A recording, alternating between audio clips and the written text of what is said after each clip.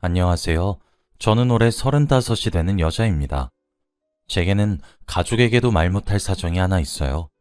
진짜 이번 1년이란 시간 자체가 제게 너무 커다란 스트레스로 다가왔었고, 그 1년이란 시간 동안 사람이 미치고 팔짝 뛴다는 마음이 딱 이거구나 했죠. 그래서 이번 기회로 여기 익명의 여러분들께 제 이야기를 털어놓고 조언도 구하고 응원도 듣고 싶어서 이렇게 글을 쓰게 되었습니다. 제게는 금쪽 같은 아이 둘이 있어요. 현재 첫째는 딸아이고 둘째는 아들이에요. 저와 남편까지 이렇게 네 식구 잘 살고 있었습니다. 저희 아이들의 나이는 첫째인 딸이 10살이고 둘째인 아들이 6살입니다. 제가 결혼을 조금 일찍 했거든요. 남편은 저보다 5살이 많아요. 여기까지가 저희 가족의 소개입니다. 저는 정말 그날이 아직도 잊혀지지가 않고 자다가도 생각이 나면 화가 치밀어 올라서 벌떡벌떡 일어납니다. 어느 날이었어요. 그날은 오후 햇살이 따사로운 날이었는데 그날따라 뭔가 술술 풀리는 듯한 느낌을 받게 되었습니다. 왜 그런 날 있잖아요. 하는 일마다 다 잘 되고 그런 날이요. 그래서 불안해지는 그런 날 말이죠. 저는 둘째 아이를 낳고 바로 일을 그만두고 살림을 해서 전업주부였어요. 띵동 하는 초인종 소리가 울리더군요. 인터폰으로 누구세요? 라고 물었더니 상대방은 문 좀 열어주시죠? 라고 대답을 했어요. 화면에 나타난 여자의 모습은 어려 보였고 말투부터 싸가지가 없었어요. 누구신지 알아야 제가 문을 열어드리죠. 대체 그쪽이 누구신데요? 하니까 그 여자가 저더러 당신 남편이랑 결혼할 사람이에요. 됐어요? 문 여세요! 하더라고요. 저는 너무 놀랐고 기가 막혔어요. 문을 열었더니 제가 들어오라는 말도 아직 하지 않았는데 저를 밀치고 성큼성큼 저희 집을 들어가더니 소파에 털썩 앉더군요. 진짜 새파랗게 어린 년이 하는 짓이 기가 막히고 어이가 없더군요. 저기요, 지금 뭐 하시는 거예요? 라고 하니까 그 여자가 제게 뭐라 했는지 아세요? 왜 남편이랑 이혼 안 하시려고 하시는 거예요? 라고 하더라고요. 정말 아까부터 당최 무슨 소리를 하고 있는지 알 수도 없고 영문도 모르겠고 제대로 알아듣게 설명하라고 윽박을 질렀어요. 저도 그게 약간 마지막 인내심 같은 거였거든요. 그랬더니 지금 임산부에게 소리를 질렀냐고 하면서 우는 소리를 하는데 기싸움을 하자는 건지 뭔지 당최 알 수가 없어서 그냥 집에서 나가라고 하니까 방금까지 구겨지던 인상은 어디로 갔는지 표정이 휙휙 바뀌면서 제게 따져들기 시작했어요. 그렇게 우리는 소리를 누가 더 크게 지르나 대회라고 해도 구분하지 못할 정도로 높은 언성이 오고 가기 시작했습니다. 근데 그 여자가 하는 소리를 가만히 들어봤는데 정말 온몸에 피가 가신다는 기분이 바로 그렇더군요. 왜 제 남자친구랑 안 헤어지세요? 남자친구가 그쪽한테 헤어져 달라고 여러 번 요구했다고 하던데요? 진짜 추하단 생각 안 들어요? 진짜 그쪽 구질구질해도 엄청 구질구질한 거 알고 있어요? 저 오빠랑 결혼할 거니까 그냥 빨리 저희 오빠랑 헤어져 주세요, 제발. 진짜 해도 안 된다고 해가지고 오늘 이렇게 찾아왔거든요? 진짜 이 정도로 말했으면 제발 알아들어 달란 말이에요. 아니, 지금 저희 남편 가지고 말하는 거 맞아요? 그럼 제가 누구 걸고 넘어질 것 같으세요? 황병현 오빠 말한 거 맞거든요? 아니, 이 아줌마가 멍청한 거야, 순진한 거야? 저 병현이 오빠 아이도 임신했어요. 진짜 이게 대체 무슨 말이야? 저기요, 저도 오늘 처음 듣거든요? 우리 남편인지 그쪽 남자친구인지 모르겠는데 저 이혼하자는 소리 한 번도 들어본 적 없다고요. 지금 남의 집안까지 기어들어와서 뭐 하자는 행동이에요? 이게 무슨 무례한경우냔 말이에요. 아직 불러오지 않은 여자의 배를 보고 있자니 제 시선이 느껴졌던 것인지 자신의 배를 소중히 쓰다듬더군요. 저도 그 여자도 서로를 서로가 씩씩거리며 마주보다가 제가 문득 생각하니까 그 여자의 나이를 모르겠더라고요. 당신 몇 살이야? 그런데 제 질문에 뭐라고 답을 했는지 아세요? 올해 23인데요? 라고 하는 게 아니겠어요?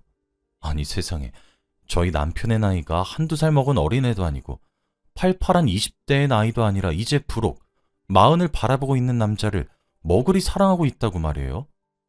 진짜 그때 아이들 전부 다 학교랑 유치원에 보내서 집에 없었으니 망정이지 있었을 거란 상상만 해도 온몸에 피가 가십니다.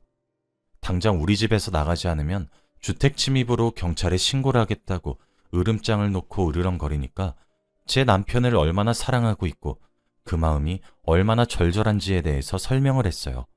그러고는 하루라도 빨리 이혼을 해달라고 제게 부탁을 하고 집을 떠났습니다. 가기 전에 자기 번호를 남겨놓고 말이에요. 태풍이 휩쓸고 간 것 마냥 그 여자가 떠난 집에 혼자 남은 저는 정말 한참을 멍하니 앉아 있었습니다. 일단 남편을 달달 볶아야 될 것 같다는 생각이 들었어요. 저희 동네에 친정이랑 시댁이 함께 살고 있거든요. 그래서 친정에다 전화를 걸어 둘째가 유치원 마칠 시간에 맞춰서 첫째가 학교 마칠 시간에 맞춰서 아이를 데리러 갔다가 돌봐달라고 부탁을 드렸습니다. 천만다행으로 다음 날이 주말이어서 가능했죠. 저는 남편이 집에 돌아오기만을 기다렸어요. 사람이 차츰차츰 화가 나기 시작하다가 분노에 삼켜지던 바로 그때쯤에 띡띡띡띡 하는 소리가 들리면서 남편이 현관문 비밀번호를 풀고는 집으로 들어왔습니다. 저는 집에 오자마자 남편의 뺨을 후려 갈겼어요. 집에 오자마자 반긴 것이 아내의 따뜻한 말 한마디가 아닌 뺨 때리기였던 사실이 놀랍다는 듯 눈이 휘둥그레지더군요. 저는 그런 남편의 멱살을 쥐면서 따져들었습니다. 너 미쳤니? 오늘 우리 낮에 우리가 살고 있는 이 집에 누가 왔었는지 알아? 진짜 내가 기도 안 차. 당신 23 처먹은 새파랗게 어린애들이랑 놀러 다니니? 여기까지밖에 말하지 못했는데 남편은 털썩 무릎을 꿇더니 미안하다면서 자신이 잠시 미쳤던 것이 분명하다고 하면서 자신의 외도 사실을 인정하기 시작했습니다. 저는 그 모든 대화를 녹음했어요. 사실 남편이 현관문 비밀번호를 누르는 소리가 들렸던 바로 그 순간부터 녹음을 하고 있었죠. 남편이 제게 털어놓은 사실은 제 예상보다 훨씬 더러웠습니다. 남편이 결혼 이후 남자들끼리 여행을 가고 싶다고 한 적이 딱 한 번 있습니다. 지금으로부터 2년 전에 일어난 일이죠. 그 해에 남편이 회사 일 때문에 진짜 많이 고생하기도 해서 저도 딱한 마음에 그러라 허락했습니다. 유부남인 남편이 처신을 잘하겠거니 했고 함께 가는 친구들도 전부 다 유부남이었으니까 헛짓거릴 할 리 없다고 생각을 했어요. 그렇게 보내줬고 남편은 낚시를 갔다 왔고 다음 날엔 해변에서 태닝을 하기로 했다며 영상통화를 매일 밤마다 해주었습니다. 당연히 제게 재수씨 하면서 남편의 친구들과도 인사를 나누었죠. 그리고 바로 그 시기에 여자를 만났다고 합니다. 합석제의가 들어왔고 4대4 머릿수를 맞춰서 더럽게 놀았다고 하더군요. 그런데 남편과 함께 여행을 갔었던 3명의 유부남들에게는 애프터가 들어오지 않았는데 본인에게는 그때 술 마시고 놀았던 바로 그 여자가 다음 날에 또 만나자고 애프터를 넣었답니다. 17살이나 어린 여자를 만나는 게 진짜 상식적으로 가능한가 싶기도 하고 믿어지지가 않았습니다. 이런 상황은 연예계에서만 일어나는 것 아니었냐고요. 그래서 처음엔 호기심으로 약속 장소에 나가게 되었고 처음엔 밥을 먹었고 두 번째엔 영화를 봤고 세 번째엔 술을 마셨고 기어코 실수를 저지르게 되고 말았답니다. 그런데 그 이후 본인도 정신을 못 차리고 그렇게 달콤한 일탈에 젖어들어갔다고 하더라고요. 그렇게 만난 기간이 지금 1년 반이 넘었다고 하더라고요. 그러다 얼마 전에 덜컥 아이를 가졌다고 자신을 붙잡고 결혼을 하자고 말을 했다고 합니다. 당연히 남편은 지우라고 그 여자를 설득했는데 기어코 낳겠다고 버티길래 와이프가 이혼을 안 해주고 있어서 잘 모르겠다고 아이를 천천히 가지는 것이 아니냐고 달래던 와중이었는데 그 여자가 그새를 못 참고 저희 집을 찾아온 것 같다며 제게 자신이 추리하고 생각한 내용을 읊는데 그 모습은 정말 제가 생각하지도 못한 짐승기 같았습니다. 연애하던 시절부터 결혼 이후까지 제 남편, 적어도 여자 문제로 제 마음 기만한 적 없었어요. 저는 그 점 하나만을 높이 샀고 결혼까지 결심했던 건데 늦바람이 무섭다더니 밖에서 애까지 만들어 올 줄 누가 알았겠어요. 저는 지금 당장 내 눈앞에서 꺼지라면서 난동을 피웠고 남편을 집에서 쫓아냈습니다. 남편은 미안하다고 울면서 무릎까지 꿇고 저한테 빌었지만 분노로 두 눈이 뒤집힌 제게는 역부족이었죠. 남편도 제가 지금 대화를 할 상태가 아니란 것을 알아서인지 순순히 집을 나가더군요. 그날 아이들도 없고 남편도 내쫓고 큰 집에 홀로 남아 정말 엉엉 소리를 내면서 울었습니다. 울다 지쳐 잠들었다 일어나니 오후 1시더군요. 친정에다 전화를 걸어 아이들을 일주일만 맡기겠다고 했어요. 엄마가 걱정된다며 무슨 일이 있냐고 묻길래 얼머부리며 나중에 다 설명해 주겠다고 했어요. 그리고 저는 나갈 준비를 했습니다. 집을 나서서 도착한 곳은 이혼 전문 법률 사무소였어요. 변호사님께 제 일련의 상황들을 말씀드렸습니다. 어제 다 울었다고 생각했는데 몸에서 또 어디서 그렇게 눈물이 남아 있었던 것인지 눈물이 줄줄 나와서 거의 두루마리 휴지 하나를 다 쓰고 나왔어요. 변호사님께서는 제게 2가지를 선택할 수 있다고 했습니다. 첫 번째로는 남편과 이혼을 준비하면서 상간녀도 함께 조지는 방법이었고, 2번째로는 남편과 이혼은 하지 않고 상간녀만 조지는 방법이었죠. 저는 뭐가 더 나은 방법이냐고 물었습니다. 변호사님은 제 말을 듣더니 그럼 먼저 상간녀 소송만 먼저 진행해보고 남편은 차차 고민해보자고 했죠. 변호사님은 증거를 모아야 된다고 했어요. 가장 중요한 점이 상간녀인 그 여자가 유부남인 것을 알고 만난 것인지 아닌지가 가장 중요하다고 하더군요. 상간녀가 남긴 연락처도 있겠다. 쇳불도 단김에 빼라고 연락을 했고 만나자고 했습니다. 변호사님은 자신의 목소리도 함께 녹음이 된다면 녹취 자체가 불법이 아니니까 모두 다 녹음하라고 했어요. 제 전화만 기다리고 있었던 모양인지 저를 아주 빠르게 만나고 싶어 하더군요. 그렇게 전화를 하고 2시간도 채 되지 않아서 그 여자와의 만남을 가졌습니다. 입구에서부터 불러오지도 않은 배를 소중하게 쓰다듬으며 의기양양한 표정을 지으며 들어오더니 저를 보자마자 제 남자친구를 제게 돌려주셨더라고요. 너무 고마워요. 라고 하더라고요. 제 남편은 저한테 그렇게 쫓겨나고 시댁에 가지도 못했던 것인지 상간녀가 혼자 살고 있던 원룸으로 기어들어간 모양이었죠.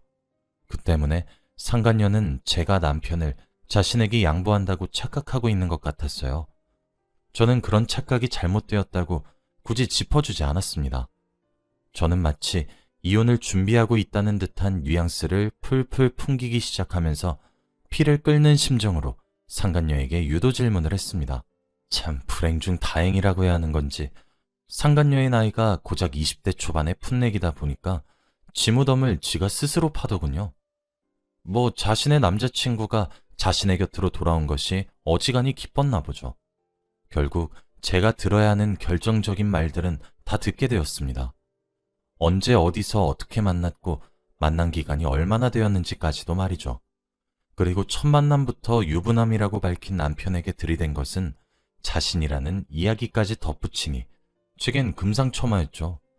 저보고 양보해줘서 감사하다며 눈웃음을 치는 그 여자의 얼굴을 보는데 순간 어떤 생각이 들었냐면 내가 왜 이혼을 해줘?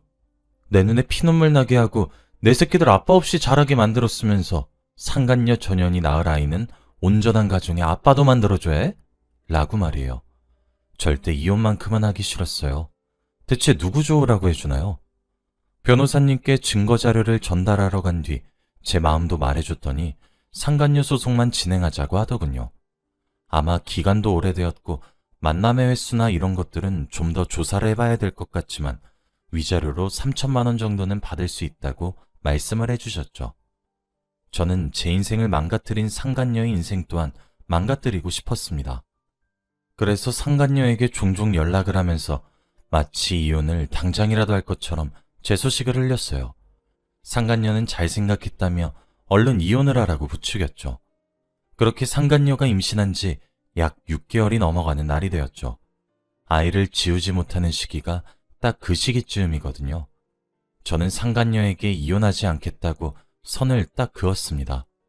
그 여자는 그때부터 정신을 놓은 사람 마냥 자신의 인생을 망가뜨리려고 작정을 한 것이냐며 매일같이 저를 찾아와 울고불고 화를 내기도 했고 바짓가랑이를 잡고 빌기도 했어요. 남편은 두 여자 사이에 껴서 이도저도 하지 않고 눈치만 살살 보고 있었죠. 그 태도가 더 열받았어요. 그 사이 상간녀 소송은 차질 없이 진행이 되었고 변호사님께서 말했던 대로 저는 3천만 원의 위자료와 그 여자가 상간녀라는 판결문을 받을 수 있게 되었습니다. 그 이후 남편은 제게 지속적으로 연락을 하기 시작했어요. 남편의 말로는 그 상간녀는 어려서 호기심이 생겼고 가지고 놀았던 장난감이었다고 진실로 사랑하는 것은 저라고 하더군요. 남편과 전화로 듣게 된 이야기였어요. 그리고 저는 변호사 상담을 받았을 때부터 제 휴대폰이 통화 중 자동 녹음을 할 수 있게 설정을 해놨었던 상황이었죠. 녹음된 파일의 그 부분만 잘라서 상간녀에게 전송도 해주었습니다. 남편과는 이혼을 해야 하는 것인지 저와 이혼을 하고 나면 그 여자 곁에 가게 될 건데 그 꼴은 싫은데 함께 살기도 싫어졌었죠. 그러다 상간녀의 출산일이 다가왔습니다. 상간녀는 임신한 지 6개월 정도 되었을 때부터 괴로워했습니다. 제가 이혼을 해주지 않는 것뿐만 아니라 상간녀에게 받을 위자료는 전부 다 상간녀와의 싸움에서 깽값으로 지불할 생각이었거든요. 그래서 상간녀의 본가에 퀵으로 보내기도 했고 남편의 말 한마디 한마디들을 일일이 잘라서 보내기도 했죠. 그리고 상간녀가 살고 있는 원룸에 찾아가 머리채를 잡고 흔들기도 했습니다. 주거침입으로 벌금도 물었죠. 그런데도 후련하더라고요. 상간녀가 일을 하고 있던 회사에도 상간녀라는 내용 증명을 보냈고 상간녀의 월급을 가압류했습니다. 회사에서는 당연히 품행불량으로 잘린 모양이었고 본가에서도 부모님이 올라오신 것 같더군요. 그렇게 계속 괴롭게 만들었습니다. 제 의도가 잘 먹혀들었는지 처음에 화만 내고 욕을 내뱉던 상간녀는 시간이 지나면 지날수록 자신이 모두 잘못했다고 빌었고 울면서 사과를 하기 시작하더군요. 그런데 그걸로 성이 찰 리가 있나요? 내 새끼들은 아빠를 잃게 생겼는데. 그런데 제가 그렇게 요모조모 괴롭혔던 것이 생각보다 상간녀에게 커다란 스트레스로 다가갔나 보더라고요. 상간녀는 출산을 했는데 탯줄이 태아의 목에 3번이나 감겨 나와서 갓 태어난 아기는 그렇게 하늘로 갔습니다. 그 소식을 듣고 얼마나 깔깔대며 웃었는지 몰라요. 제가 피폐해진 만큼 상간녀 그년도 피폐해질 거란 생각에 말이에요. 상간녀는 사회적으로 매장을 당하고 사사나를 출산한 뒤 본가의 부모님 손에 이끌려 지방으로 다시 내려갔습니다. 저는 상간녀에게 문자를 한 통 보냈어요. 다른 사람 눈에 피눈물 나게 하면 넌 피를 흘리게 될 거야. 너는 네가 앞으로 좋은 남편감 만나서 화목한 가정 이루면서 살 수 있을 것 같니? 아니, 천만에. 넌 절대 그럴 수 없을 거야. 내가 때까지 네 뒷공문이 쫓아다니면서 방해할 거니까. 네가 지방에 간다고 날 피할 수 있을 것 같니? 네가 새로운 회사에 취직하면 네가 다닐 회사에 내용 증명 보낼 거야. 상간녀 판결문이 말이야. 네가 새로운 남자 만나면 그 남자한테 내용 증명 보낼 거야. 내가 꼭 무너뜨릴 거거든. 제대로 된 인생? 넌 절대 못 살아. 네가 준 위자료만큼의 깽값 낼 거야. 너도 내 인생 망쳤잖아. 안 그래? 상간녀는 제게 협박죄로 고소한다고 답장이 왔는데 제가 고소하라고, 떳떳하면 해보라고, 난 뭐 더 할 줄 몰라서 안 하고 있는 줄 아냐고, 널 무너뜨릴 방법은 법적 테두리 안에서도 아주 무궁무진하다고 답을 했더니 제게 그만해달라고 애걸하기 시작했죠. 그제서야 속이 좀 시원해지더군요. 또 상간녀의 사사나 출산을 계기로 남편과 상간녀의 사이도 멀어졌더군요. 저는 이제 남편도 필요가 없어졌습니다. 자신의 죄를 진실로 뉘우치기라도 했으면 아이 아빠의 자리는 빼앗지 않았을 텐데 두 여자 사이에서 왔다 갔다 줄타기 하는 모습에 질려버렸거든요. 아이들의 양육비를 일시불로 지급하는 대신 저희가 살고 있던 강남 아파트를 제 명의로 이전해 주었고 위자료로 1억을 지급하면 협의 이혼이고 아니면 소송을 가서 쪽이란 쪽은 다 팔게 해주겠다고 하니까 바로 아파트를 명의 이전하고 제게 1억의 위자료를 쥐어주더군요.